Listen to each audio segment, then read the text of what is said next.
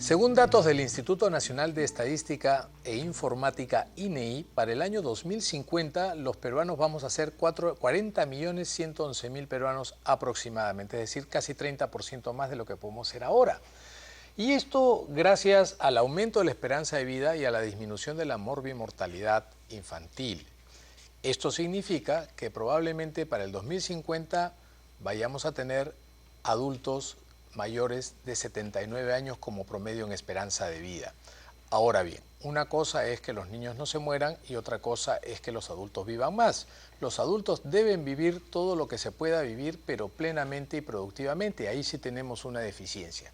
Para conversar acerca de esto tenemos a un excelente geriatra, el doctor José Francisco Parodi, a quien le damos la bienvenida. Ya saben, pueden llamar al 417-0460, hacerle preguntas al doctor Parodi. Él es un gran geriatra que sin ninguna duda, estoy segurísimo, los va a poder ayudar mucho mejor de lo que podría ayudarles yo.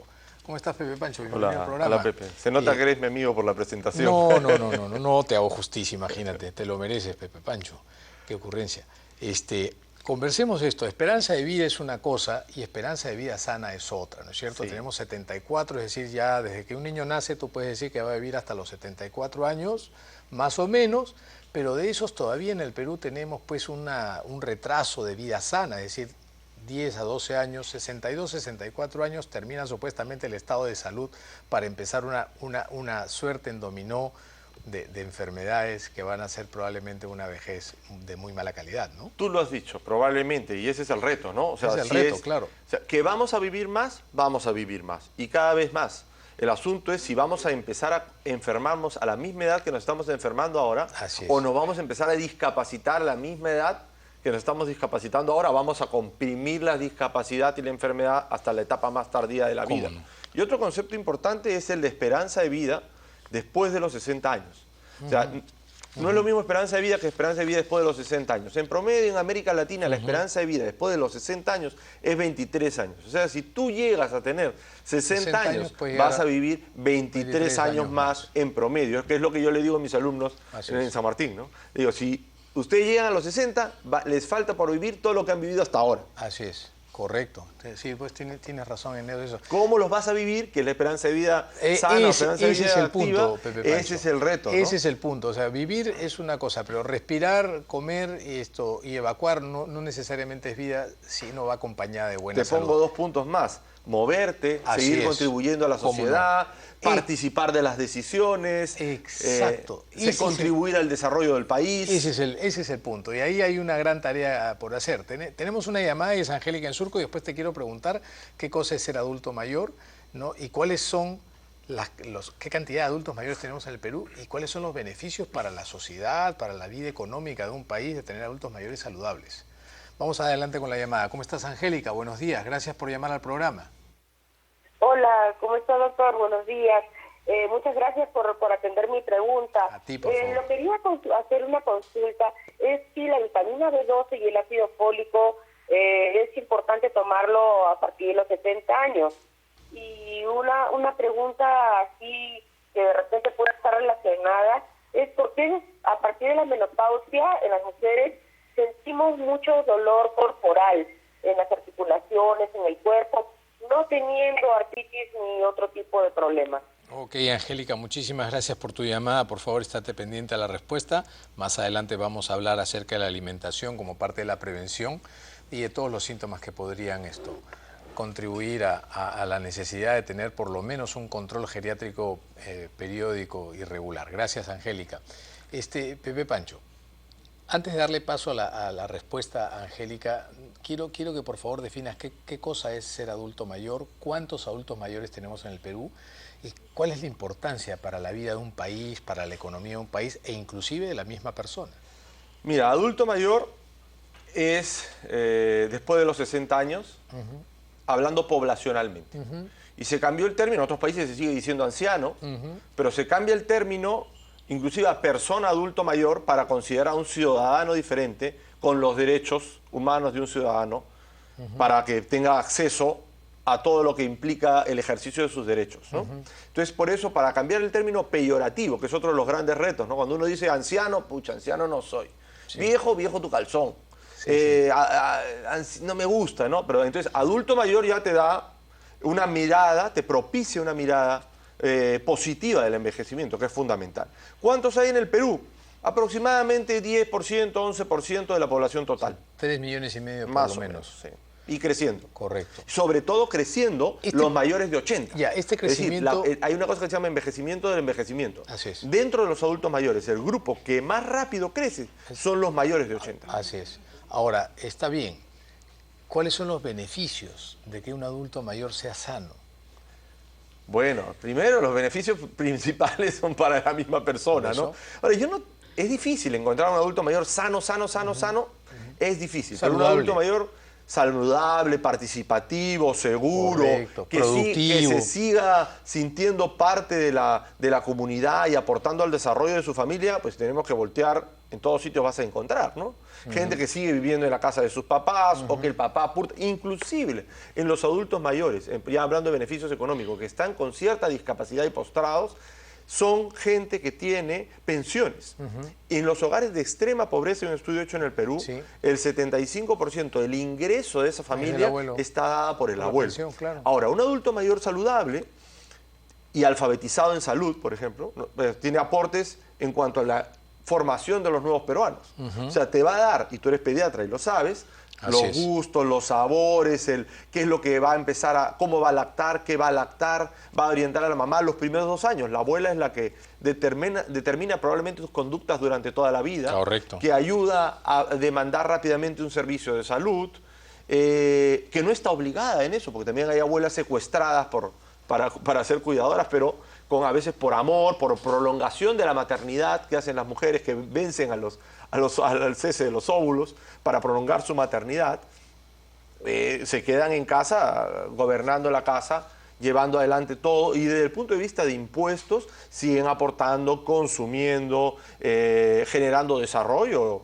Eso que el adulto mayor puede ser un gasto, sí, pero tiene derecho a que se invierta y se busque la manera más eficiente, es decir, la manera que sea la más rentable, la menos costosa, que le garantice una vida digna, con paz, e inclusive una muerte digna. Porque tampoco tiene sentido prolongar inútilmente gente que tiene una enfermedad que tiene una calidad de vida muy mala. Estaba leyendo el otro día en la revista The Economist, el Perú está entre los 5 últimos países del mundo como peor lugar para morir. O sea, acá ni morirse bien se puede. Bueno, eso depende de dónde te mueras, ¿no? El Perú es un país, felizmente, con muchas diferencias pluriculturales, pero igual es un país con muchas inequidades, ¿no? Por la falta de acceso. Entonces, la revista ponía como parámetros, es uno de los 5 peores lugares del mundo para morir es Perú por la falta de acceso. Exactamente, y a eso iba. Trabajar con adultos mayores es una forma de luchar contra la inequidad en salud. Así es. Porque es una población altamente vulnerable, con muchas necesidades insatisfechas, y bajo el concepto de justicia social, estás trabajando con aquellos niños que cuidaste mucho hace 60 años y que ahora, cuando nuevamente necesitan un cuidado familiar, de la comunidad, del Estado, de los mismos adultos mayores, el autocuidado, son lo que se llaman cuidados a largo plazo, los abandonan, ¿no? ¿Qué factores han sido los que han contribuido al incremento de la esperanza de vida? ¿Cuáles para ti han sido los más importantes, trascendentes? Bueno, el más importante es la disminución de la mortalidad. O sea, los niños se mueren menos, pues la gente joven se muere menos. Bueno, entre varias intervenciones para la culpa de los pediatras. Gracias a nosotros. Pero no, además disminuye pues la fecundidad, o sea, el número de hijos por mujer, el número de hijos por familia, ¿no? La tasa de natalidad, y acceso a servicios en determinados lugares del Perú. La esperanza de vida en San Isidro no es lo mismo que la esperanza de vida en Huancavelica. ¿Cómo no? Por eso yo digo, o sea, morirse del Perú no depende de tu código genético. Eso es uno de los mitos, ¿no? En las zonas rurales se vive más que en la ciudad. Y el mundo también cambió, no solamente los ciudadanos, ¿no? Sí. O sea, nunca antes, a nivel mundial, y en el Perú también se ha producido una gran migración hacia las ciudades, ¿no? Y otra cosa que determina la esperanza de vida en un país, la migración. Es decir, si a Europa no hubieran migrado los latinoamericanos, Así trabajadores jóvenes, el envejecimiento europeo hubiera sido mucho más. El envejecimiento en el Callao es alto porque muchos de los jóvenes del Callao salieron y se mudaron a Lima para trabajar. Entonces, y así pasa. Es otro determinante. El desplazamiento poblacional, entonces. Sí. Ok. Tenemos un Facebook. Vamos a ver qué nos dice. A ver, ¿el Facebook está listo? Buen día. La participación de los abuelos en la crianza de sus nietos sería una buena manera de alejarlos de la presión y elevar su autoestima. Rosa Guzmán. La participación de los abuelos en la vida cotidiana es una buena forma de contribuir a la esperanza de vida en general, ¿no? Sí. Esto es sí y no, ¿no? Esto es sí y no. Definitivamente... ¿En qué es sí y en qué es no? A ver, el tener un propósito de vida, el sentirse útil, el ver identificado su prolongación de vida y la sonrisa de sus nietos, eso puede lógicamente alejar de la depresión y sentirse con un valor importante. Pero también hay secuestro y obligación de quedarte con los nietos y estas cosas, ¿no? Que se da en muchos países y claro. también en nuestro lugar. No le hemos respondido a la llamada. Así es. Bueno, ahora respondamos a la llamada de Angélica, que quería saber todo lo referente a la vitamina B, el ácido fólico y a los dolores después de la menopausia. Mira, la vitamina B12 y el ácido fólico son vitaminas muy importantes, con alta frecuencia, sobre todo B12, de déficit en personas mayores de 60 años. Están relacionadas con el riesgo cardiovascular, están relacionadas con el sabor de las comidas, están relacionadas con la anemia, están relacionados también con el desempeño cerebral.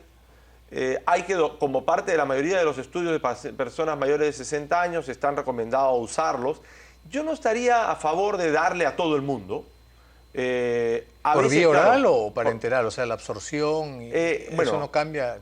Ya que me preguntas más profundamente, primero hay que reponer ácido fólico y después B12, porque hay un problema ahí que podrías tener problemas, ¿no? Pero si el déficit de B12 se produce cuando tú no la absorbes o no comes B12. Para que te produzca un déficit de B12, tienes que no haber comido nada de B12 6 años, con lo cual es muy raro que la gente tenga solamente un déficit puro de ingesta, déficit de comer vitamina B12. Entonces, más frecuentemente está asociado al déficit de absorción. El déficit de absorción está producido por una gastritis crónica, infecciones por Helicobacter pylori crónicas o por uso continuo e irracional de inhibidores de bomba de protones, o sea, de antiácidos. Los antiácidos, que no se deben recetar siempre, porque ahora no solamente están ligados a esto, sino a otras cosas más, pueden producir que tú no absorbas la vitamina B12. Y entonces hay un mecanismo que no vamos a entrar, claro, que podría aumentar el riesgo cardiovascular, la homocisteína, etcétera, etcétera. Dolores. Bueno, los dolores, la señora dijo algo importante, ¿no? Yo tengo dolores sin que tenga nada. Entonces, sí tiene. Claro, dolor. Lo que no tiene es diagnóstico. Entonces hay que ver por qué le duele. Así es. Y los dolores, pues, pueden ser manifestaciones emocionales o físicas. Y si le duele, algo tiene, ¿no? Y entonces hay que hacer un buen diagnóstico. ¿Tenemos otro Facebook? Mi esposo y yo tenemos 63 años y hemos empezado a caminar todos los días. Estamos concientizados en el tema de la prevención. ¿Podría decirnos qué vacunas son las adecuadas para nosotros, Fabiola García?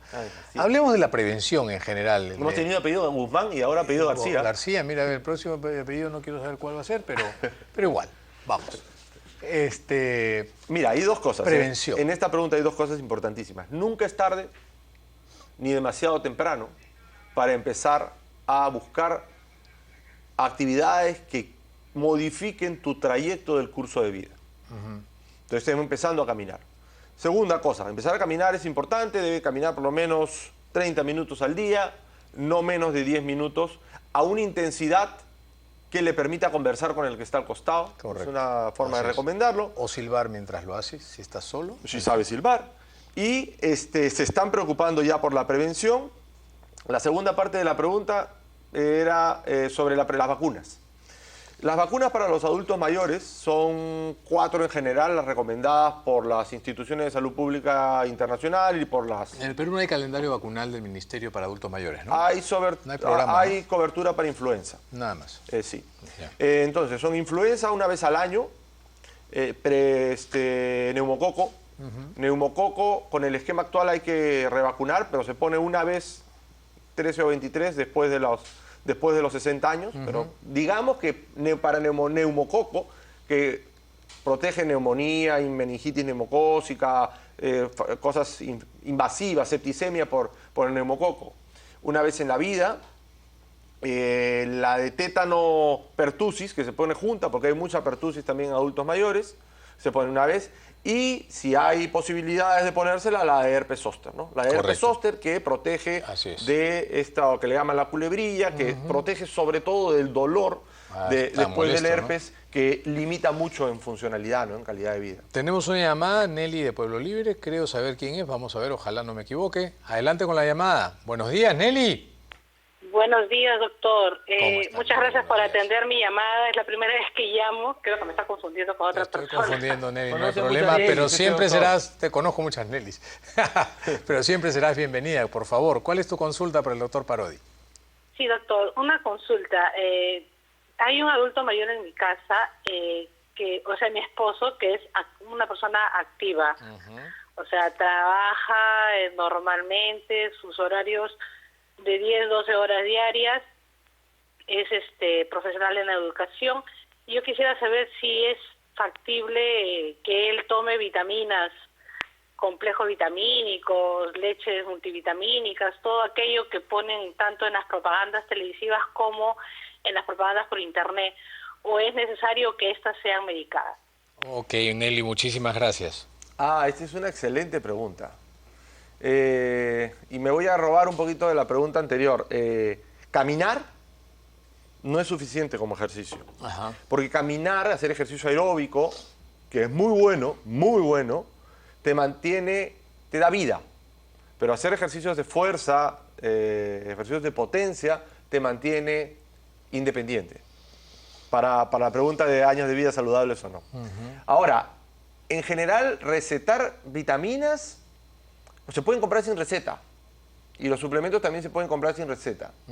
La mayoría de los estudios dicen que la fuente principal de las vitaminas es las fuentes naturales. Inclusive, la recopilación de estudios en todas partes del mundo dice que el tomar suplementos multivitamínicos en general no produce ningún efecto benéfico o inclusive podría producir efectos no buenos. Por lo tanto, en este momento del conocimiento, por más que haya bases teóricas de antioxidantes y muchas cosas, no se ha encontrado la forma. Dando pastillas de vitaminas no es la mejor forma y podría ser peligroso. Claro, si están bajas y hay un déficit, hay que buscar la forma de suplementarlas, ¿no? Y en cuanto a las leches y los suplementos, el concepto es importante. Hay situaciones en que hay que darlas casi siempre, casi todas maneras, por ejemplo, después de una fractura de cadera, cuando uno está hospitalizado, pero esto es un suplemento. Es decir, si uno no llega al 60% de su requerimiento diario de comida, de nutrición, ahí es que hay que usar un suplemento. Tengo 3 preguntas importantes, no tengo mucho tiempo, así que voy a tratar de unir las 3 en una. Primero, saber si en el Perú hay diferencias entre las mujeres y los hombres con respecto a su envejecimiento, y esto es parecido al resto del mundo. Y la segunda son adecuación de servicios y accesos sociales y sanitarios y la brecha rural-urbana en el Perú del envejecimiento. Rápido, la diferencia, ¿no? Sí, la diferencia es, efectivamente, las mujeres viven más que los hombres. Por lo tanto, eso yo creo que se va, por cómo está yendo la vida actual, eso va a cambiar, ¿no? Se va a equiparar, me parece. Sí. Y hay diferencias, sí, porque siempre ha habido felizmente diferencias entre los hombres y las mujeres. Rural y urbano, ¿cómo estamos? ¿Hay una gran brecha entre el envejecimiento rural y urbano? Claro, porque primero que las zonas rurales estuvieron envejeciendo rápido por la migración de los jóvenes. Y es gente que sí hace ejercicio, que no tiene mayor estrés en su vida diaria, que para ellos envejecer es dejar de cultivar la tierra, no tanto cumplir los años, y generalmente su acceso a la educación, uno de los principales determinantes de un buen envejecimiento, ha sido pobre. Y la llegada y la presencia del Estado a recursos básicos es lejano. De hecho, uno de los indicadores de vulnerabilidad es cuánto tiempo te toma para llegar a tu servicio de salud en tu medio de transporte habitual. Y en la ¿Cómo cortamos la brecha? ¿Ah? ¿Cómo acortamos? ¿Cómo adecuamos? Hay que mejorar la presencia del Estado. Primero, mira, tú sabes que ahí lo que hay que hacer primero es lo que se llama prevención primordial. Prevención primordial es agua, luz, desagüe, carreteras. Y ahí poniendo un mega hospital no vas a mejorar la salud de la población. Conectividad y sanitización. Y entonces tiene que tener una respuesta rápida. En caso que tenga una urgencia, poder responder. Y responder implica la adecuación de los servicios. La adecuación de los servicios no significa poner más consultorios de lo que hay ahora. En salud pública y en medicina clínica, más de lo que hay ahora no va a servir para mejorar las necesidades básicas. Mira lo que estoy hablando. Necesidades básicas de una población rápidamente creciente. Entonces tú tienes que saber que tu usuario de salud es diferente, fisiológicamente, con necesidades diferentes, con muchas enfermedades juntas, generalmente con muchos servicios, necesidades de rehabilitación, con consideraciones éticas diferentes. Por lo tanto, tienes que cambiar tus servicios de salud, lo cual significa no solamente acceso en distancia, sin modificación, sino en tiempos de consulta, en capacitación del personal y del personal gerencial, ¿no? Tú a veces te vas a un curso, nosotros nos lo pagamos generalmente los médicos, vamos, regresamos y el jefe o el dueño o el director de la clínica o el jefe del servicio del Seguro Social o del ministerio nos dice, no, el sistema no es así, entonces no puedes aplicar lo que enseñaste y necesitas producir nuevo conocimiento. Nosotros en nuestra facultad, San Martín de Porres, ya tenemos un curso de geriatría hace 25 años y ahora un centro de investigación de envejecimiento que está desde el 2007. Cayetano también tiene uno. Ahora hay que abrirlo, ¿no? Hay que llegar. Hay que trasladar la evidencia a la práctica, ¿no? Que es el gran reto de la investigación actual. Pepe Pancho, como siempre, un placer. Espero poder seguir contando con tu ayuda, como siempre. Gracias por habernos acompañado. Nos vamos a un corte y venimos con la siguiente entrevista de la mañana.